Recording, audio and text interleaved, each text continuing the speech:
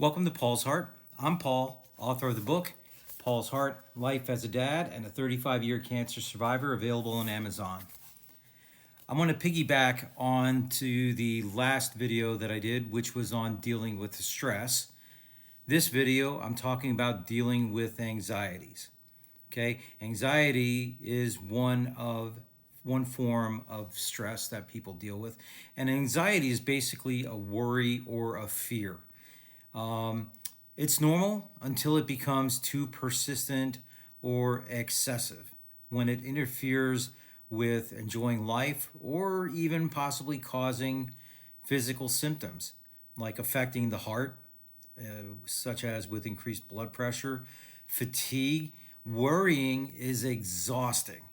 Okay, it can cause a lot of tension. You can feel tightness. There's several varieties of anxiety and different ways to handle them. Anxieties can be brought on by medical appointments, going to the dentist, um, dealing with an illness. Of course, as a cancer survivor, many of us go through something called scanxiety, where we're in remission, but they have us taking a scan just to make sure it's in remission. And while we wait, we get anxious. We call that scanxiety. Now, other causes of anxiety, a lot of it can be genetics. If it runs in the family, that you have natural worriers. It could be something in the brain chemistry, environmental or outside factors that may affect you. And of course, there are medical conditions that can impact anxieties. There are certain substances that will increase anxiety, substances such as alcohol and certain drugs, medications. The thing about learning to control anxieties, and that's the word control, it's the same thing with stress. And it doesn't matter if you're a medical patient or a college student. I talk to my older daughters all the time about this with their college exams and stuff like that. I tell them you do the best that you can, and that's going to be good enough. Worrying about it isn't going to give you the better grade. Worrying about it can give you the worst grade.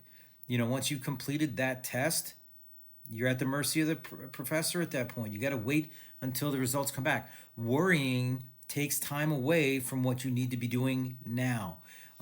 In Buddhist teachings, they talk about worrying about the past, worrying about the future. You're dealing with now.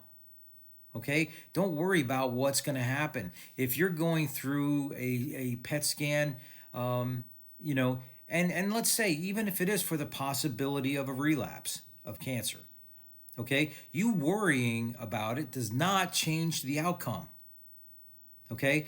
In the end, if it is a positive for a relapse, you know what you have to do.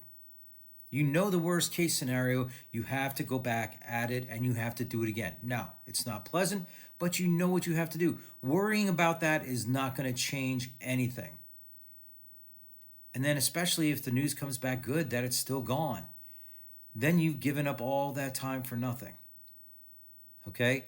So, yeah, I do use a lot of Buddhism to deal with my own anxieties that I have. Fortunately, I've been able to decrease my anxieties, even though I deal with a lot more medical issues than what I have. I've learned to control my anxieties. I had a really big one for the dentist. Another thing that I recommend, it's an old book, but it's a great book. It's called Positive Imaging by Norman Vincent Peale. Okay?